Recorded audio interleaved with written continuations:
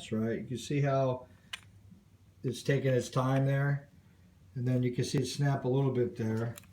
Snap a little bit. As closer you get, well, these are the coils. They get faster. You can see they're snappy. And then over here, I got my deep cycle marine battery. And because I like to run coils and do experiments, I don't want to mess with my bank. I got another brand new battery bank coming in about a month. Every week I'll buy me a battery, and they got some good 200 hour deep cycle. So that'll give me some usage for a couple days. 2 of those, 3 of those, 4 of those, maybe 6. Every week I'll buy one. But back to Ed's thing here. So dead short and down here. Let's go shoot for a little experiment. I don't have my little, I gotta hang this back up. You know what that is? That's my morning breakfast Joe little experimental time before I go to work. But we can do this. I got the battery. I got one pole sitting here, one pole sitting here.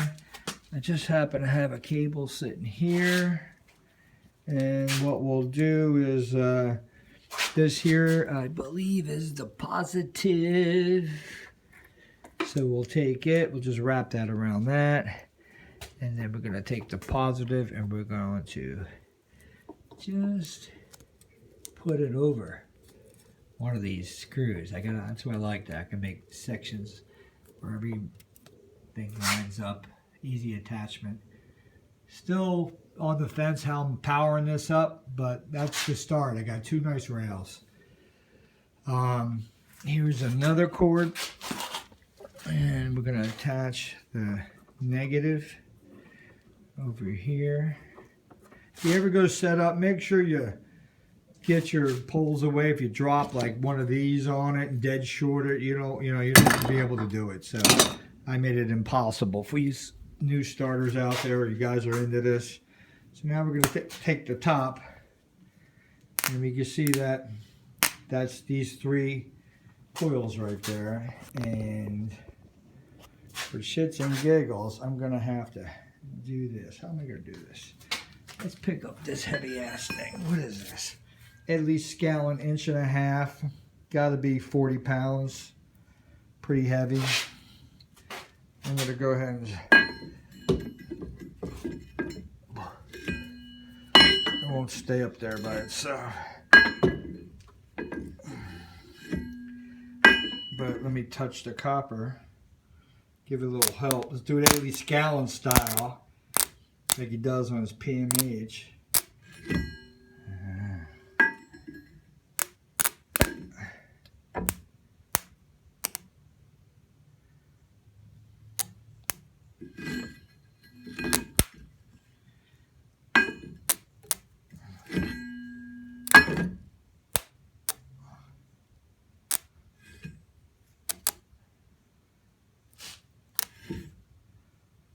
Ed Leedskalnin style.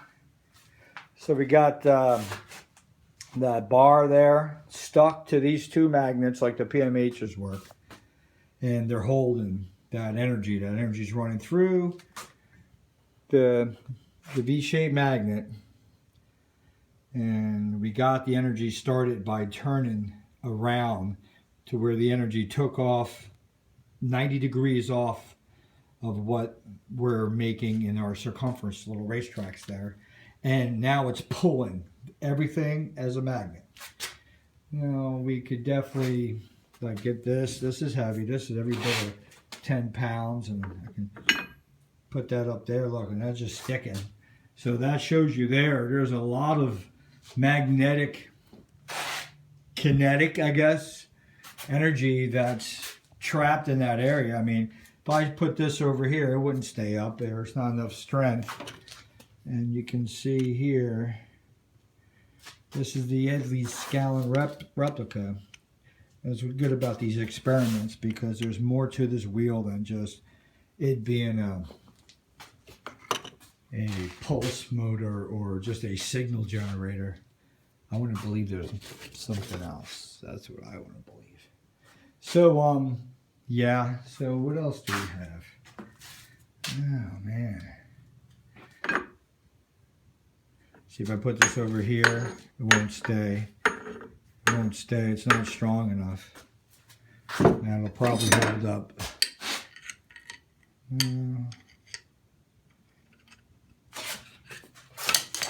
See, not that strong. See, right there, it'll hold up. And then it'll do it over here now. Some of his stuff lost its strength from my experiments. And that'll hold it there. So, when you put the coils on, though, there you got, I'm creating Superman strength, and I'm locking in the energy. Pretty interesting. It's not supposed to be doing that. I mean, I know these are magnets, but we're increasing the magnetic strength, and this is by leaps. By leaps, we're doing it. So, let's go ahead, grab this 10 pound there and see if we can stick it up. Put it around here somewhere. So, pardon me, I'm gonna have to.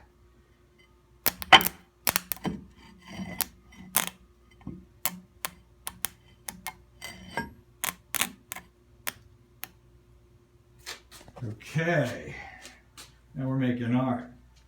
So we got the 10-pound weight stuck to those two V magnets right there, or the stack of 5, just stuck there. And then we got this PMH stuck to the other two. So these both here in the middle are sharing this one. Then you got, what was this, north, south, north, I believe, right? North, south, north, south, north. So you got 2 norths here and a south. So on our next experiment we do, I'll get wrapping, say 3 more, because I think I'm going to segment 4 quarters. So when I look at Ed's wheel, for some reason, you know, I see these half moons. And when I think of energy or full circumference, I'm thinking crescent moons. And they were even down there at Coral Castle. So on ancient astrology, there's part of the whole flower and the whole energy running upon itself and chasing itself, ever flowing, that it needs the yin and yang. So the yin and yang would be like a quarter wave, a quarter wave, a quarter wave. If this was just one wave, it would be segmented in quarters. And that's how I'm going to do the outside coils. So they'll be all linked together in that quarter frame. And then that'll go to the power right here. And that'll start the process. Let me get these off now. I can take that power off. No, it's not even on, but so there you go. Nothing connected to the wheel. But anyway, so those sections, those quadrants will bring up the ohms, so I don't heat them up too much. But we'll be pulsing it, and then we'll start putting some, it'll be strong, real strong. So we're going to work through the process, and from things I've learned, we're going to see if we can pull some power out of it. It'll be strong. You shouldn't be able to turn it with your hands with the handle. It's almost like you would need an engine to run it. And that's another thing is, like, if you think about that, what the cost of gasoline is per gallon, and how much can you run a 4-cylinder or 6-cylinder motor, turn the wheel, make the electricity supply for your whole house. How much does that cup of gas cost? So, you know, 1 gallon, how many cups in a gallon? And 8 ounces a cup, and how long you can run it for and how efficient it is. So, but I'm not saying I'm doing that. That's not what I'm thinking. But I'm just Ed Leedskalnin talking. And now to pull power out of this, I don't think I can get much power, but it seems like I got a lot of magnetic power, for sure. But yeah, I don't know. It'll be hard to turn. It's pretty interesting wheel though, guys. But anyway, 24 minutes. Let me get off this thing. So welcome to my workshop, my world. Over here we got my replica of Warden or Colorado Springs. Big old secondary coil.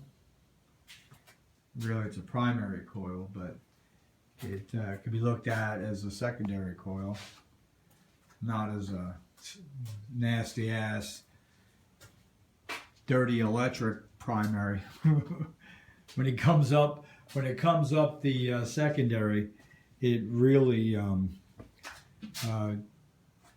starts converting from a kinetic energy to a static energy. So that's pretty much that is the secondary's turn in the elbow from the bottom being horizontal and then turning vertical, and then you create that static up above, and it's the separation of the copper, I think, into the aluminum as a capacitor takes that energy to a whole static realm versus from the kinetic, and so you're losing your amperage with the kinetic, which would be the ground, the ground energy, and the upper part becomes a high pressure air just starts dealing with this, and it's trying to compensate, so it's creating a yin and a yang pressure. We're going to start focusing on that with Mr. Tesla. You'll like that experiment. I got a lot of little doohickeys, this big corral. You can put anything in it and fire it up. You just got to find, this is the primary, you just got to find the right spot to tune into whatever coil you put in there. So we'll go ahead, I'm going to make up a bunch of different coils, and what we're going to do is each coil will have a frequency, and we'll come in here, we'll play with frequency, then we'll put up a little amateur radio set, and we'll find that frequency that we're making into the radio. So that'll be a cool little study for